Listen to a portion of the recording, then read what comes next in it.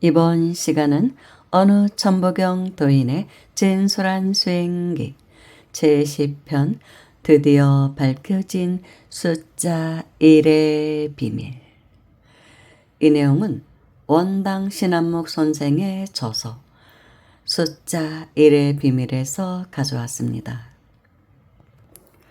원당은 특별한 일이 없을 때는 동양 철학의 서적이나 시조집을 뒤적이며 시간을 보냈다. 몸이 불편하니 좌선은 잘 되지 않았고 말이 어눌하다 보니 천부경이나 반야심경의 암송도 제대로 할 수 없었다. 모든 것은 생각뿐이었으므로 그저 속 편하게 무념무상에나 빠져들었다. 오랫동안의 수건이던 일의 비밀은 어쩌다 한 번씩 생각은 났지만 현재 상태의 몸과 마음으로는 어쩔 수 없으니 그저 조용히 지낼 뿐이었다.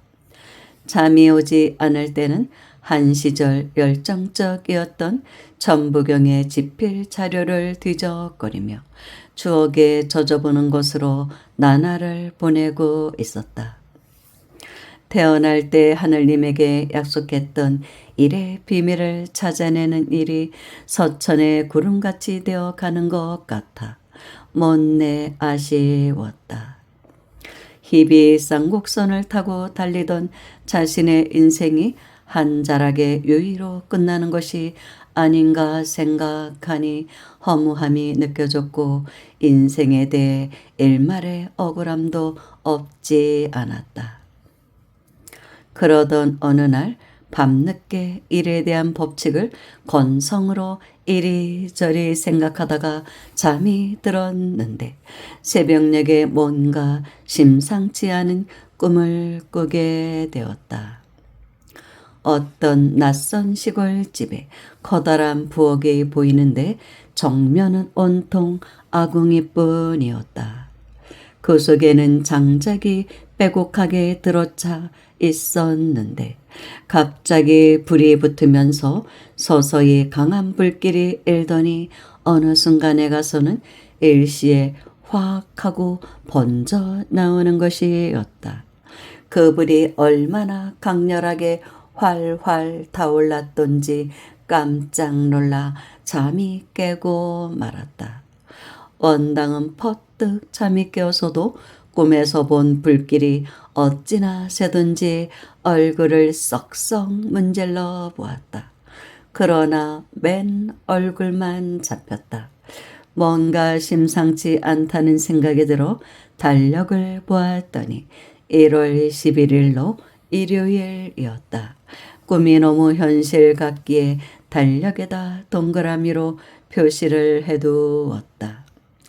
그런데 공교롭게도 그날 아침부터 정확하게 3일 동안 그토록 갈망하던 일의 비밀이 풀리는 것이었다. 마치 잘 여문 복숭아 씨앗이 강한 볕을 만나 튕겨 나오듯 머릿속에서 힘도 들이지 않고 언뜻 떠오르는 것이었다. 천부경에서 11번이나 나온 일이 무엇을 의미하는가 하는 것이 순간적으로 느껴졌다.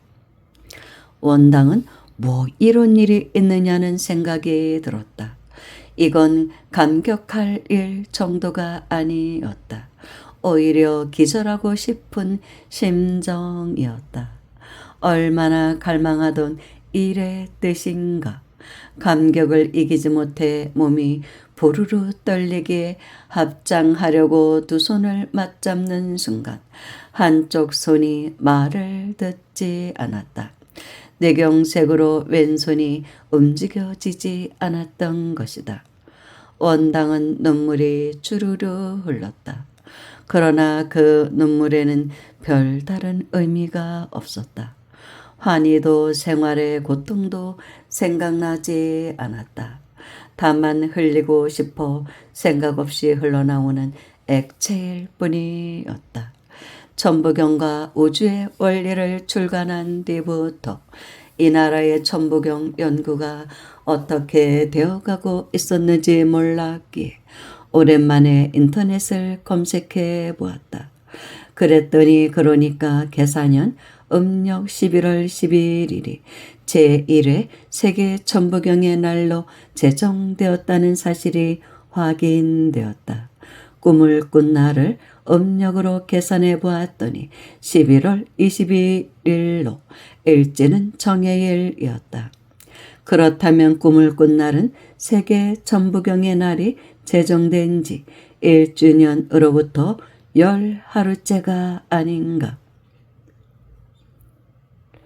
이건 아무리 생각해도 예산일이 아니었다. 양력으로 1월 11일과 음력 11월 21일 천부경 11문장과 10하루째가 모자이크처럼 맞아가는 것이었다. 일부러 꽤 맞추려 해도 들어갈 수 없는 것들이 우연의 일치처럼 맞아갔던 것이다. 우연치고는 너무 여러 가지가 맞아 마치 필연처럼 느껴졌다. 공교롭게도 기념일이 제정된 지 1주년 만에 천부경의 비밀이라고 하던 것이 풀린 것이다. 여태껏 천부경의 비밀이라고 하던 의문이 아닌가.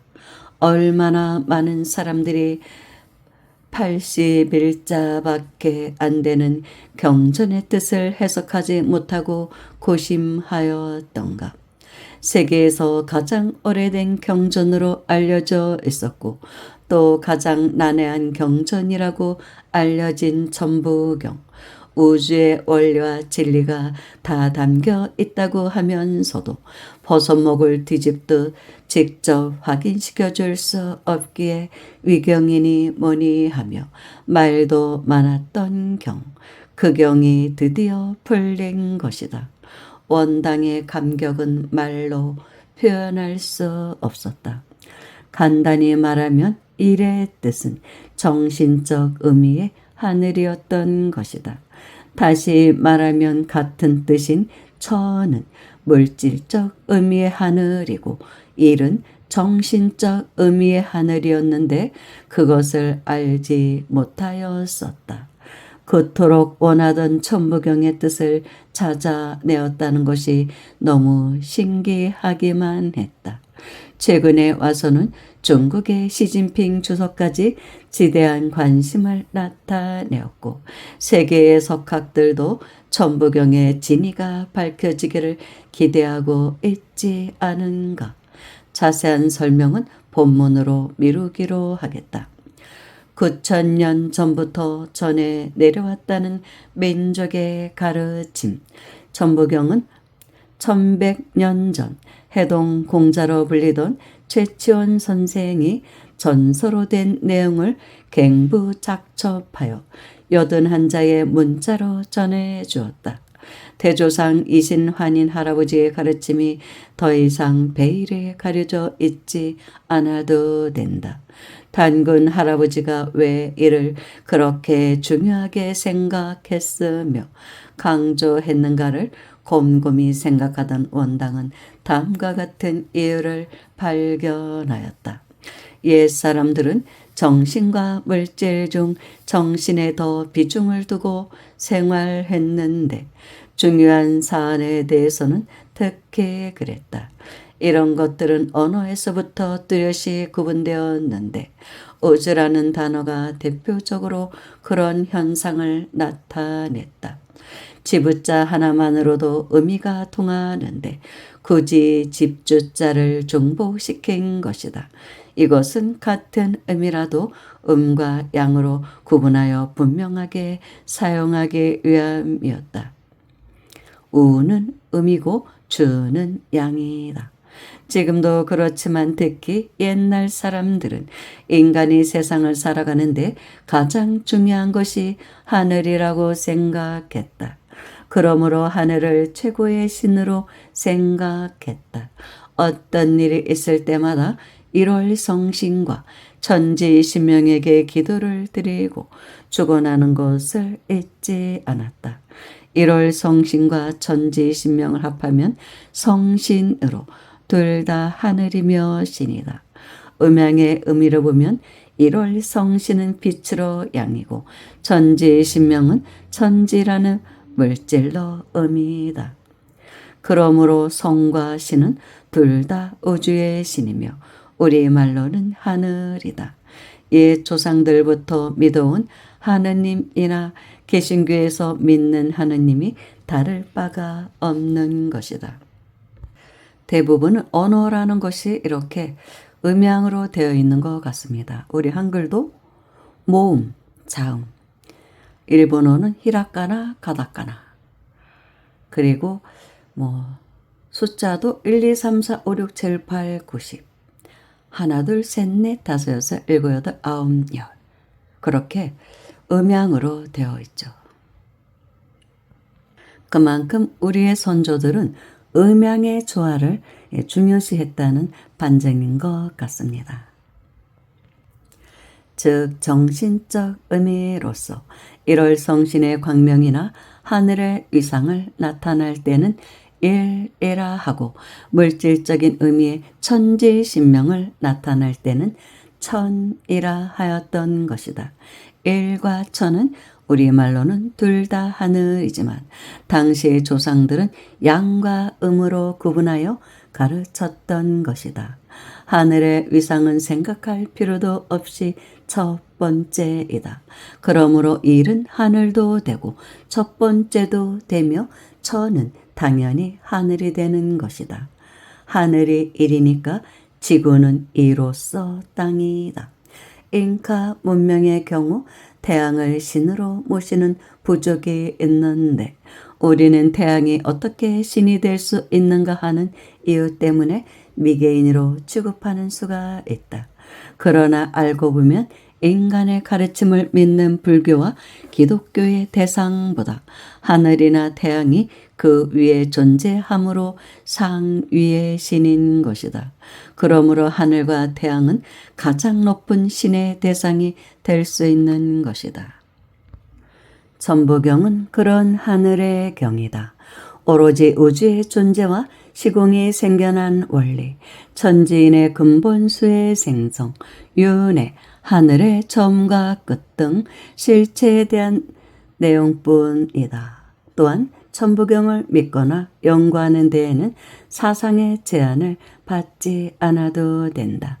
한마디로 천부경에는 사상의 벽이나 울타리가 없다. 그러므로 종교의 유무와 상관없이 모든 사람들에 대한 가르침의 지침이 될 수 있는 것이다. 앞에서도 언급하였지만 자연계에는 물질이 깨어져야 정신이 살아나고 반면에 정신이 깨어지면 물질이 살아나는 시소 게임 같은 법칙이 있다. 하늘은 원당의 몸이 고장나도록 해놓고는 반면에 그 틈에서 자라나는 정신계의 기운을 이용해 천부경의 해설을 시켰던 것이다. 그러한 내막을 알기에 원당은 자신의 신세를 한탄할 수도 없었다. 성경의 한 알의 밀이 땅에 떨어져 죽지 아니하면 한 알 그대로 있고 죽으면 많은 열매를 맺느니라 라는 구절이 있는데 원당은 그 의미나 되뇌이며 다음 생을 기약하기로 했다.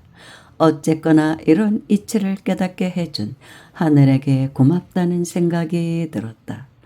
인근 암자에서 두드리는 목탁 소리가 새벽 공기를 뚫고 온 우주로 훨훨 날아 퍼지고 있었다.